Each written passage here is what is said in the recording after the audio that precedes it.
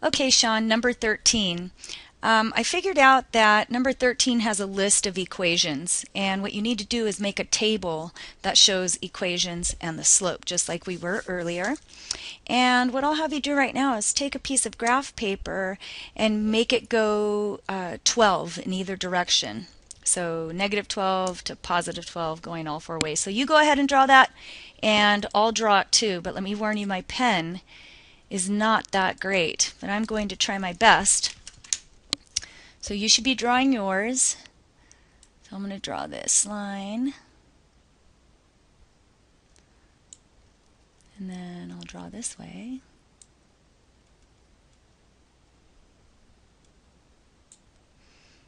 And then I can label. Pen. So, okay. Let's see, so we have 0 right here. 2, 4. And as you can see, the pen is just so hard to manipulate. 8, 10, 12.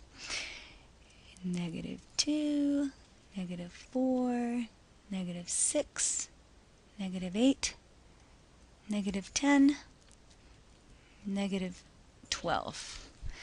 And we're going to go down this way to negative 2.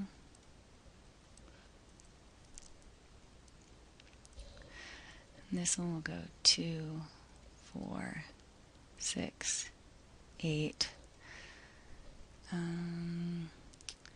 I'll just stop right there. I'll just go that way. Okay, so hopefully you've made your table. I've made my table. Now what we're going to do is come over here and let's make that that table that shows equation. Don't you love my writing? Oh, it's terrible.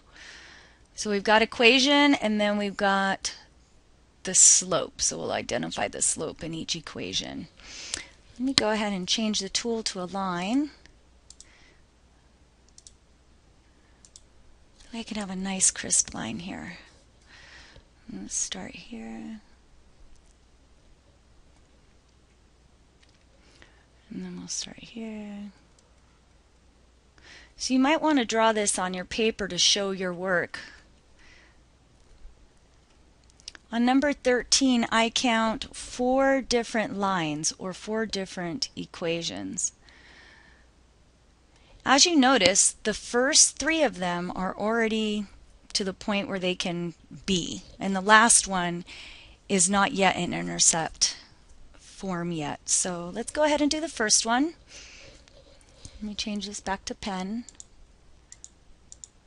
So the first one is y equals 2.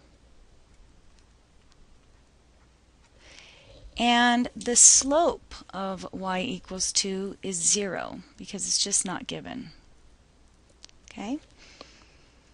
And then the second equation is y equals 1/5 times x, 1/5 x minus 3, and your slope is 1/5. The third one is x equals negative 4. So that one is really undefined. Undefined. We'll just go like that, undefined. That's the way the guy shows it on the video. And then the last one is not yet put in intercept form yet. So we're going to go over here to the side and we're going to put it in intercept form. So on this side I want you to write on your paper y equals, make that y plus 1 equals negative 5 x plus 2. So as you can see right here, Sean, it looks like we need to do a distributive property action. So we've got negative 5 times x is equal to negative 5. So write that down. And then negative 5 times 2 is negative 11. And then let's write this side of the equation, y plus 1. So now we're trying to get this y by itself on one side. So we're going to subtract 1 from this side and subtract 1 from this side. These two will cancel out, leaving you with y on this side. So what we have is y equals negative 5x, and negative 11 minus 1 more is actually, oops, that shouldn't be an 11. I am so sorry. Negative 5 times 2 is negative 10. Sorry for the confusion. So negative 10 minus 1 more leaves you with negative 11. So let's write this equation in the last slot over here. Y equals negative 5x minus 11. Now we can see the slope. It's negative 5. According to the video, if you multiply the two slopes that are given and it comes out to negative 1, then you know that those two slopes create perpendicular lines. So let's go ahead and multiply the two slopes, 1/5 times negative 5. And I'll do that here on the side. So we're going to do 1/5 times negative 5. So in order to multiply these, we've got to add a 1 underneath here. So we get 1 times negative 5 is negative 5. 5 times 1 is 5. 5 can go into negative 5 negative 1 times. And according to that video, that guy was saying if you multiply the two slopes and it comes out to negative 1, then you know that the two lines are perpendicular.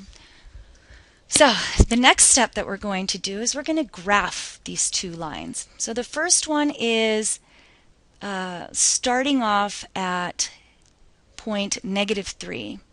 So let's find point negative 3 and put a point there. That's our starting point. You can do that too on your paper.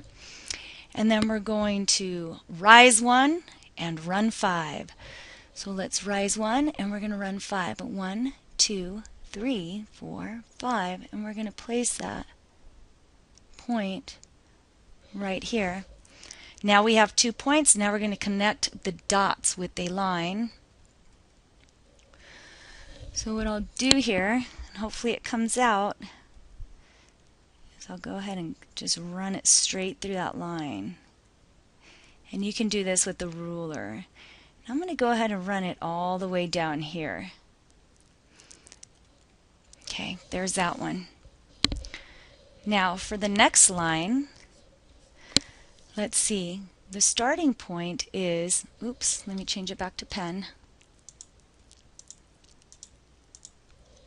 The next point starts at negative 11.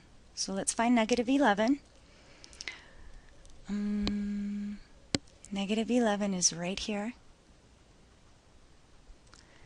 And then we're going to fall negative 5 and run 1. Fall negative 5. Here's negative 4, here's negative 5, and then we're going to run over 1. So there's that point. Now we're going to connect these two lines.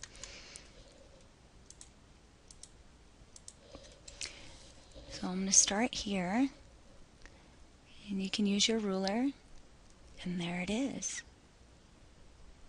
So as you can see, these two lines create perpendicular lines. And you can see it right here. 90-degree angle, 90-degree angle, 90-degree angle, 90-degree angle.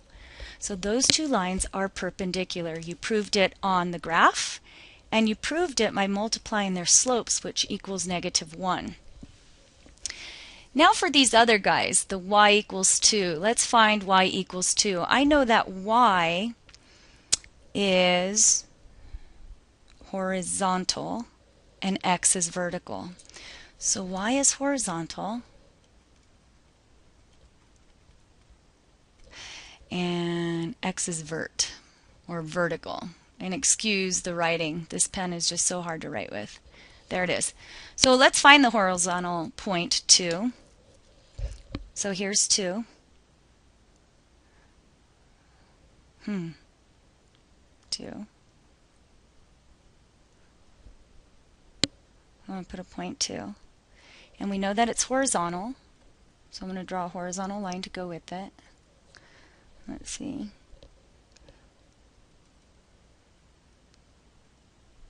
There's that line. Okay. And then let's look at that vertical one. That vertical one is at -4. So we have to find -4, which is right here. Right? And -4 runs vertical, which goes straight up. And as you can see, that one's a little bit off, but as you can see, it also creates perpendicular lines. And that's how you do the problem.